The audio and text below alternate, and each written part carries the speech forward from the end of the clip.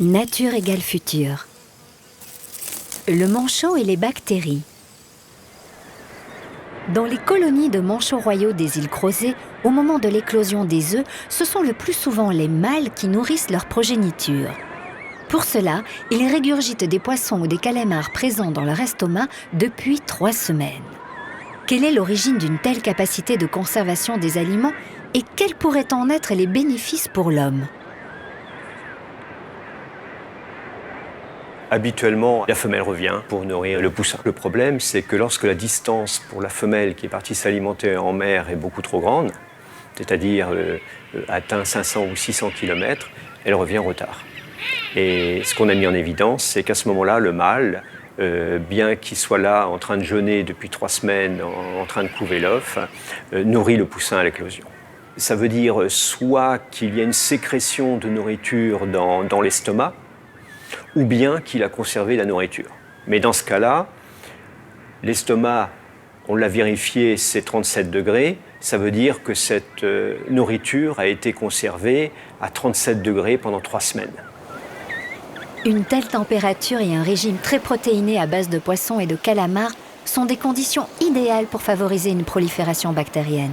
Pourtant, les poussins manchots ne développent aucune pathologie.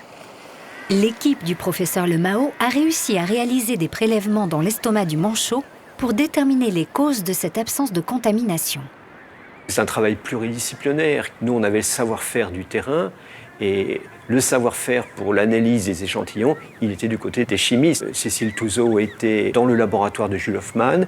On a découvert que les bactéries étaient dans une espèce d'état de torpeur et c'est grâce à tout le savoir-faire de Philippe Bullet sur les molécules antimicrobiennes que nous avons pu tester l'idée que j'avais eue au départ, qu'il y avait une substance antimicrobienne produite dans l'estomac. Finalement, a été découverte une petite protéine de 38 acides aminés de la famille des défensines.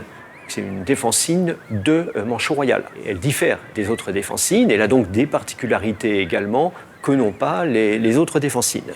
L'homme produit des défensines également. Ce sont en fait de petites protéines antimicrobiennes qui vont nous protéger. On a découvert que cette molécule est à la fois très active contre l'une des bactéries qui est le problème majeur en milieu hospitalier, dans les maladies nosocomiales, qui est le staphylocoque doré. Elle s'est révélée également très active contre un champignon pathogène qui est le champignon Aspergillus, responsable de l'aspergillose. L'un des intérêts de cette molécule, c'est qu'elle est active en milieu salin. Tout simplement parce qu'elle se trouve en milieu salin. L'estomac du manchot a une salinité qui est très proche de l'œil humain. Or, on manque de molécules antimicrobiennes pour les infections oculaires. La structure de ces petites protéines, elle est intéressante parce qu'on sait qu'elle permet beaucoup moins facilement aux bactéries d'acquérir une résistance. Et c'est le grand problème actuel, c'est celui de la résistance des bactéries aux antibiotiques. Habituellement, la plupart des molécules d'intérêt biomédical sont trouvées dans les plantes. La découverte de la sphénicine montre que la biodiversité animale est aussi une fantastique source d'innovation. Il reste encore de nombreuses molécules naturelles à découvrir dans le monde animal afin de remplacer les antibiotiques auxquels les bactéries deviennent de plus en plus résistantes.